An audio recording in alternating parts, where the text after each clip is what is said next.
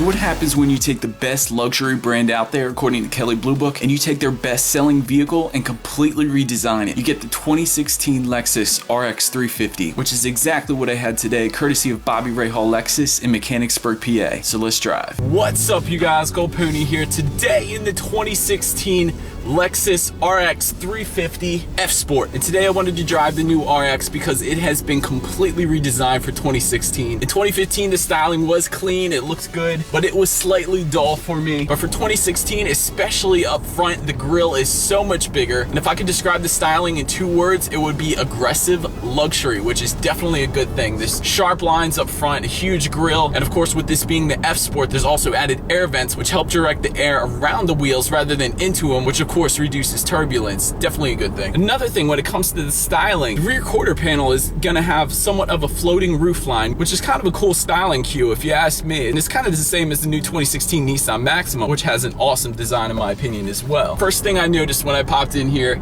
was the Panoramic Moonroof, which of course lets you view the sky from not only the front but also in the back, so the rear passengers have an awesome view as well. Definitely nice. Also, the steering wheel feels great on this one, definitely made of high quality leather, perforated leather at that. As far as visibility goes, rear visibility is good. There is a slight blind spot in the corners in the back, but I will also say this does have lane departure warning, so that is definitely going to be completely eliminated because on the side view mirrors here, it's going to let you know if there is somebody right beside you, so therefore you're not going to have any issues with that. We'll also say the turning radius is really good on this one. I just did a complete U-turn because I'm on some back road and that was really good. Also, I'm throwing it in reverse right now. As I am driving in reverse, the reverse camera is letting me know exactly where I'm going, which is definitely a sweet thing.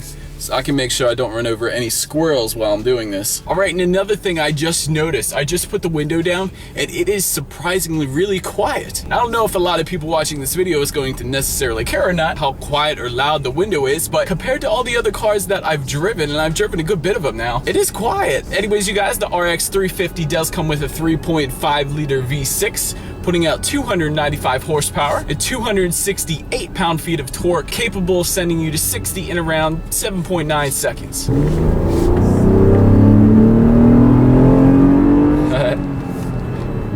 Alright, and power is definitely adequate. V6 has always put down a good bit of power, so as far as merging onto highways, you shouldn't have any problems with that. And the top speed is going to come in at 124 miles per hour, for anyone who really wanted to test that. And one of the best things about the F Sport is that the gauges are straight off the LFA. So the first sweet thing about the gauges is they're going to light up in different colors depending on the drive modes, because there are a few different drive modes available, which is going to be Eco, which of course is going to get you better miles per gallon. Then there's going to be Sport, and particularly with the F Sport, you're also going to have Sport Plus. That's going to be added. And so what that's going to do is it's going to adjust things like the suspension for better handling, it's going to adjust the throttle sensitivity, and it's also going to adjust the power steering. So you're going to have a lot crisper feel on the steering when you put it in Sport Plus mode. But what I am always the biggest fan of Lexus for is the interior quality every single time. So I already told you about the gauges, but also with the F Sport, you're gonna have intense bolstering on the seats. So you're gonna be able to take turns a little faster than you normally would without having to lean in one particular direction. All right, and the last thing I wanna do for you guys here, since this is an automatic transmission, of course you can leave it in automatic and it will do the shifting for you, but there are paddle shifters available. So I do have the option to actually shift through the gears as well. So I'm gonna put it in Sport Plus mode, and I'm gonna see how quickly the paddle shifters react, because one of my pet peeves has always been slow reacting paddle shifters. So we're gonna give that a shot, see what happens here. Not bad. Nice. Yes. Okay, yes, that is what I was looking for. The paddle shifters do react quick in this one, even though it's an SUV and you probably won't be putting it in paddle shift mode. But in case you want to, and you want to have a little extra fun around the turns or something like that, you want to have a little more control over the car, because it is not shifting for me right now, and I love that. But if you did want to do that, the paddle shifters do react quick, so that is the equation for a little extra fun on the weekends.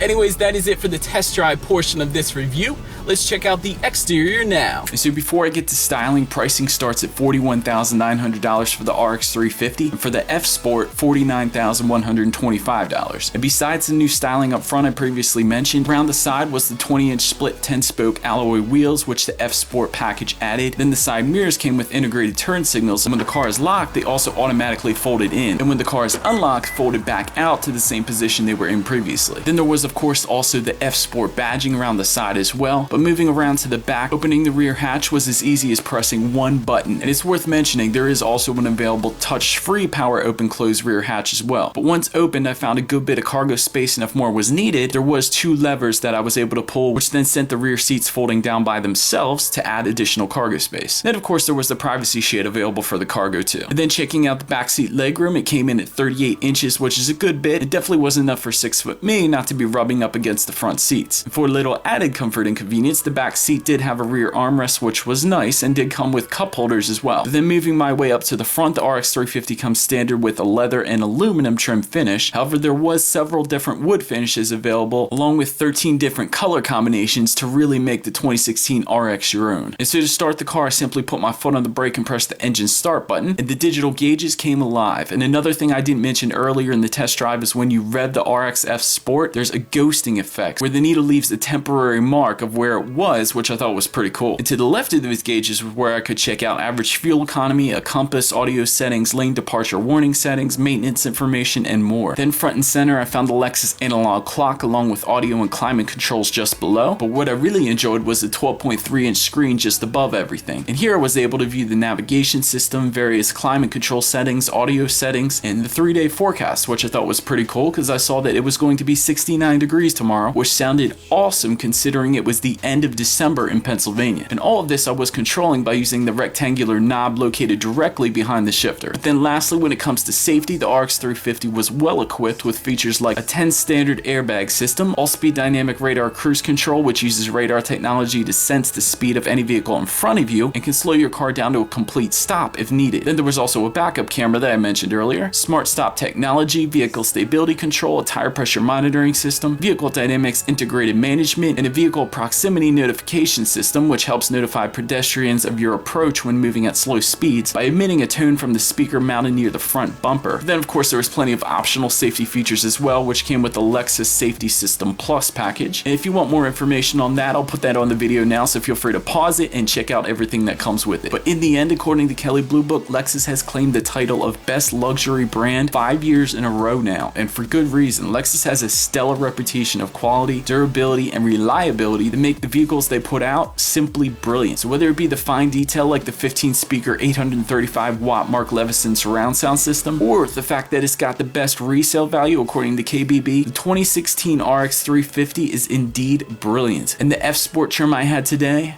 was awesome. Thank you guys for watching. Be sure to like the video and subscribe, and I'll see you in the next one. Stay gold. I remember that night you were wrapped up in my coat, whispering